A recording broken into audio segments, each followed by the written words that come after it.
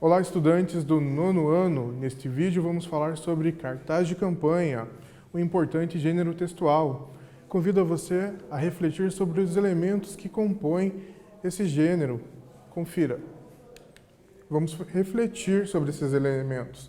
O que é a linguagem verbal? O que é a linguagem não verbal? O que é a linguagem mista? Quais textos que são formados por várias linguagens? Veja só, linguagem verbal é todo texto que possui palavra escrita ou falada. Então, uma linguagem verbal nós teremos palavras faladas ou escritas. Já uma linguagem não verbal é o contrário.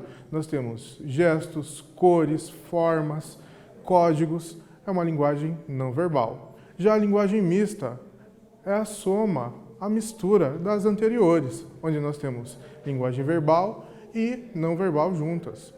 Veja só, que textos nós podemos encontrar com essas linguagens variadas, com uma linguagem verbal e não verbal juntas. No cartaz de campanha, encontramos imagens, encontramos palavras. Já numa história em quadrinhos, também encontramos as falas das personagens, também encontramos as imagens do ambiente e da própria personagem dessa história. Então, a linguagem verbal e não verbal é muito importante, porque ela junta, uma linguagem mista, corrobora no resultado da transmissão da informação do cartaz ou do texto em questão. Temos aqui um exemplo, um cartaz de campanha. Veja só, a sua formação é de linguagem verbal e não verbal. Temos palavras e temos também imagens, cores e formas. Faça a leitura comigo. É de gota em gota que o Hemocentro faz transbordar a vida. A reitoria do IFF vai receber o ônibus do Hemocentro, junte-se a nós. Temos aqui os principais elementos desse cartaz. Temos ainda a indicação da instituição e do local. Veja só, a composição dele foi por palavras, então nós temos linguagem verbal, e também imagens, cores e formas. Então nós temos também uma linguagem não verbal nele. Falando sobre essas linguagens, a não verbal, o que encontramos de significados na presença desse cartaz? Nós temos aqui a prevalência da cor vermelha, temos também uma gota que ela está toda fragmentada, ela é formada por fragmentos. E temos também, no fundo do cartaz, algumas cruzes, né? Conseguimos ver uma em totalidade próximo à gota. Então, essa construção da linguagem não verbal corrobora muito para o significado da mensagem. Por que nós temos a cor vermelha? Por que nós temos a gota? E por que nós temos a cruz? São associações que o leitor faz com a temática. Nós temos aqui a associação da gota, mostrar o sangue, a cor também vermelha, esses tons de vermelho são relacionados ao sangue. A fragmentação dessa gota faz referência às pessoas que irão doar o sangue.